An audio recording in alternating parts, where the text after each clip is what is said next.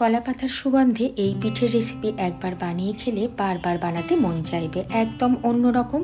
পিঠের ভেতরে থাকবে কিছু ড্রাই ফ্রুটসের পুর আর বাজারের কেনা শুকনো চালের গুঁড়ো দিয়ে কিন্তু ইনস্ট্যান্ট তোমরা এই পিঠে বানিয়ে নিতে পারবে, তাও আবার মাত্র 10 মিনিটে। একদম পারফেক্ট স্টিম পিঠে। নমস্কার বন্ধুরা, মহাসাম ক্রিয়েটিভিটিতে সবাইকে স্বাগত জানাই।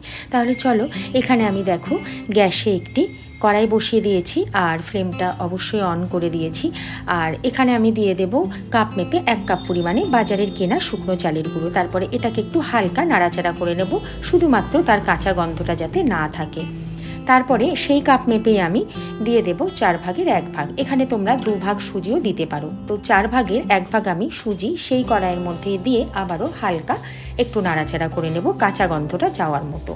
তারপরে সেই চালের গুঁড়োর সাথে সুজিটাও দিয়ে দেব স্বাদ মতন লবণ। এরপরে চালের গুঁড়ো আর সুজিটা একটু মিশিয়ে নেব। তো এখানে দেখো 1 কাপ পরিমাণে আমি নিয়েছি গরম জল। গরম জলটা কিন্তু খুব উষ্ণ হবে না, আবার খুব বেশি গরমও হবে না। একটু একটু করে দিয়ে আমাদের এটাকে মেখে নিতে হবে। হাতে একটু গরম লাগবে, হাতটাকে তুলে তুলে নিয়ে মাখবে। তবে জল কিন্তু একেবারে একদমই দেবে না, অল্প অল্প করে দেবে আর মাখবে। আর জলের ব্যবহারটা একটু মেপে করবে, অল্প অল্প করে জল দেবে। আর যখন দেখবে চালের গুঁড়ো আর সুজি একটু দলা দলা ভাব এসছে, আর কিন্তু জল দেবে না, তখন খুব ভালো করে শুধু মাখতে থাকবে। আর দেখো এখানে একটু আমি ঘি দিলাম। ঘি দেওয়ার পর এইভাবে খুব ভালো করে মেখে নিতে হবে, তবেই কিন্তু পিঠে আমাদের খুব সুন্দর নরম আর তুলতুলে হবে। এরপরে 30 মিনিটের জন্য একটি আমি ভেজা কাপড় দিয়ে এটাকে মুড়ে রেখে দেব। আর এই ফাঁকে আমি এটার পুর বানিয়ে নেব। তার জন্য প্যানে আবার দিয়ে দেব 1 চামচ পরিমাণে ঘি। ঘিটা একটু গরম হয়ে এলে এখানে দেখো প্রথমে আমি কিছুটা পরিমাণে কাজু কুচিয়ে রেখেছি, কাজু দিয়ে দেব, সাথে খেজুর আর কিশমিশ দেব। এখানে 2 রকমের কিশমিশ আছে, একটা আছে হচ্ছে এমনি নর্মাল কিশমিশ আর একটা কালোর কিশমিশ। এই দুটো কিশমিশ দিয়ে আমি একটু নাড়াচাড়া করে দিয়ে দেব যে কাপ মেপে চালের গুঁড়ো নিয়েছিলাম সেই কাপ মেপে 1 কাপ নারকেল কোড়া। এরপরে আবার একটু নাড়াচাড়া করে নিয়ে আমি এখানে দিয়ে দিচ্ছি 1/2 কাপের একটু বেশি গুড়। মিষ্টিটা তোমরা যে যেরকম পছন্দ করো সেই অনুযায়ী ব্যবহার করো। এখানে আমি 1/2 কাপ পরিমাণে গুড় দিয়েছি। তারপরে গুড়টা দিয়ে আবারও ফ্লেমটাকে কিন্তু এই সময় লো রাখতে হবে, আর খুব ভালো করে বারবার করে নাড়াচাড়া করে আমাদের পুরটাকে বানিয়ে নিতে হবে। আর দেখো এখানে গুড়টা দেওয়ার পর কিন্তু একটু জল জল মতন ছাড়বে। তারপরে ফ্লেমটাকে লো রেখে একটু নাড়াচাড়া করতে করতে এরকম পুরটা কিন্তু টাইট হয়ে আসবে। তারপরে আমি নামিয়ে নেব। আর এবার কলা পাতাগুলোকে একটু গরম জলের মধ্যে ভিজিয়ে নেব, তাহলে কলা পাতা নরম থাকবে। তো 30 মিনিট পর আমি এখানে দেখো যে কাপড়টা দিয়ে মুড়ে রেখেছিলাম, কাপড়টা সরিয়ে নিয়ে আর একবার একটু মেখে নেব। আর তারপরে মাপ মতন গোলা বানিয়ে নেব। তোমরা ছোট বড় করে নিতে পারো তোমাদের পছন্দ মতন।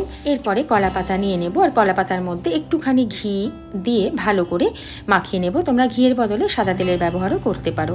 তারপরে একটি গোলা আমি নিয়েছি। গোলাটা রেখে এরকম বেলুনের সাহায্যে একটু হালকা হাতে বেলে নেব। খুব বেশি চাপ দেবে না, তাহলে ফেটে যেতে পারে। হালকা হালকা হাত দিয়ে পুরো কলা পাতাটার মধ্যে এইভাবে ছড়িয়ে দিতে হবে। আর সাইড থেকে একটু ছুরির সাহায্যে সেট করে দেব, দেখতে একটু সুন্দর লাগবে। আর এখানে দেখো যে পুরটা আমি তৈরি করেছিলাম সেই পুরটা এবার এর উপরে আমি দিয়ে দেব। পুরটা দিয়ে একটু চারিদিক দিয়ে সুন্দরভাবে ছড়িয়ে দিতে হবে, যাতে পুরটা সমানভাবে চারিদিকে যায়। তাতে করে যে দিক দিয়েই খাও না কেন পুরটা কিন্তু মুখে পড়বেই। আর বন্ধুরা, আজকের রেসিপি যদি ভালো লাগে চ্যানেলটিকে লাইক শেয়ার সাবস্ক্রাইব করতে একদম ভুলো না।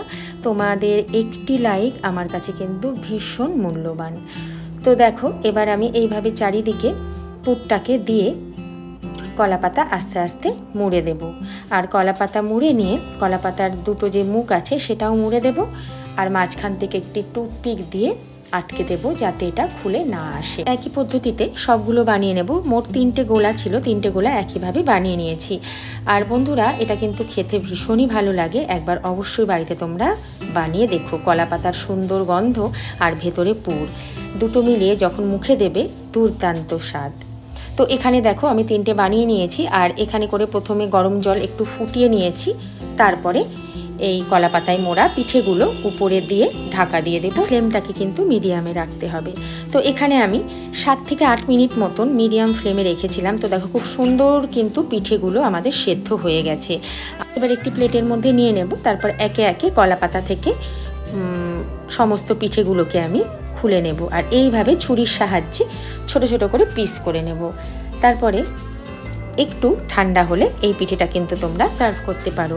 ভীষণই টেস্টি একটি পিঠে, এই শীতের দিনে খুব চটজলদি পিঠেটা বানিয়ে নিতে পারো। শীতকাল মানে পিঠে খাওয়ার দিন, তাই প্রত্যেকের বাড়িতে নানা রকম স্বাদের নানা রকম পিঠে কিন্তু বানানো হয়েই থাকে। অবশ্যই এই পিঠেটাও তোমরা একবার ট্রাই করো, আর কেমন হলো কমেন্টে জানাতে একদম ভুলো না। তাহলে বন্ধুরা আবার দেখা হবে নতুন কোনো রেসিপি নিয়ে মৌসাম ক্রিয়েটিভিটিতে। ততক্ষণ পর্যন্ত সবাই ভালো থেকো, সুস্থ থেকো, সবাইকে ভালো রেখো। ধন্যবাদ।